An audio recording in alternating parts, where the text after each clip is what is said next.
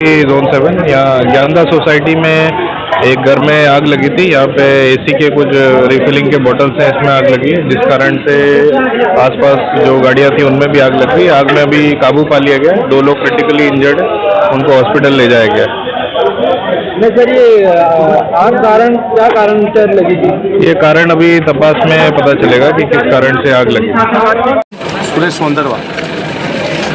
આમાં શું ઘટના ઘટી હતી? તમે હાજર હતા? અહીંયા સાહેબ અમે અમારું ભીલ સેનાનું કાર્ય ચાલુ હતું, બાબા સાહેબનું સ્ટેચ્યુનું કામ ચાલુ છે, ત્યાં અમારી 17 થી 18 યુવાનોની ટીમ બેઠી હતી અને અમારી નજર પડી તો અહીંયા શરૂઆતમાં પ્રાથમિક ધુમાડાના ગોટા નીકળ્યા, એટલે અમારી સમગ્ર ટીમ અહીંયા દોડીને આવી અને પછી અહીંયા આવ્યા ત્યારે અહીંયા 7 થી 8 જણા હાજર હતા।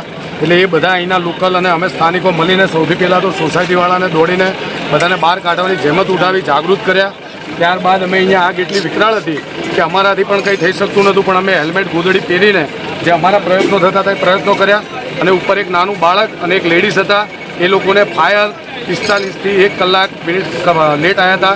એમની સાથે અમારી ટીમે મહેનત કરીને ઉપર ફાયરની ટીમ સાથે ત્યાં અંદર ઉપર દેખરેખ કરી ત્યારે એક નાનું બાળક અને એક લેડીઝને બહાર કાઢવામાં આવ્યા છે અને અહીંયા આગ બહુ વિકરાળ હતી।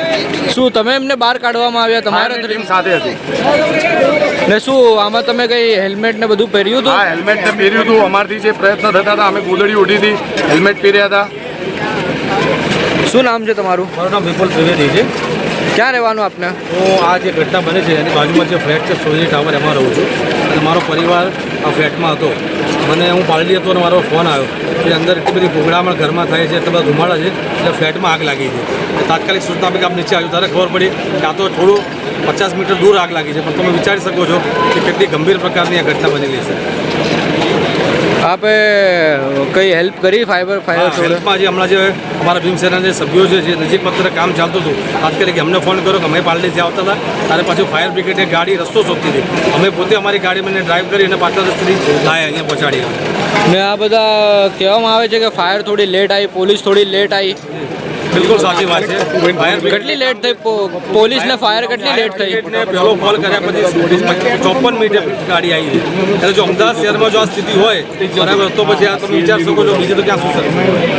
ઉપર આવ્યા જે સ્થળ ઉપર આવ્યા ત્યારે આગ એટલી બધી વિકરાળ ફાટી ગઈ હતી, જેને કાબૂ મેળવવામાં ખૂબ અશક્ય હતું। ફાયરની ટીમ આવી, ધારાસભ્ય સ્થાનિકો આવ્યા, લોકોએ આવીને આગ ઉપર કાબૂ મેળવવાની ઘણી કોશિશ કરી, પણ તે શક્ય નહોતું। પછી એક બાટલા ફાટી નીકળતા હતા અને જેમ લોકોને ખબર પડી એમ પબ્લિક એકઠી થઈ, પબ્લિકે બી સપોર્ટ કર્યો, ખૂબ સારો સપોર્ટ કર્યો, બધાને ખસેડવાની કોશિશ કરી।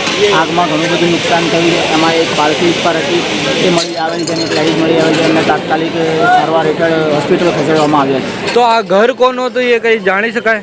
હા, ઘર એસીવાળા ભાઈનું હતું, એમનું નામ અમને નથી ખબર, પણ એ સ્થાનિક હતા, એ અત્યારે બહાર છે, એમને ફોન કરી દેવામાં આવ્યો છે અને એ બહાર છે।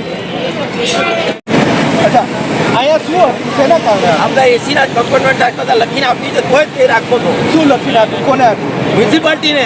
ક્યારે આપ્યું? અરે ક્યારનું આપ્યું લખીને મારી પાસે છે। આવો કાગળ આપો। અત્યારે આપું તમને? અત્યારે આપું? શું તમે લખીને આપ્યું? વ્યાજ કે આ રાખે છે સોલ્યુશન લાવો તો બી રાખતો। અને બીજી એક વસ્તુ, એ લાગ્યા પછી અડધો કલાક સુધી નથી પોલીસ આવી। પૂછો કે અડધો કલાકે ગાડી કેમ આવી? તો આ રહેવાસી નહીં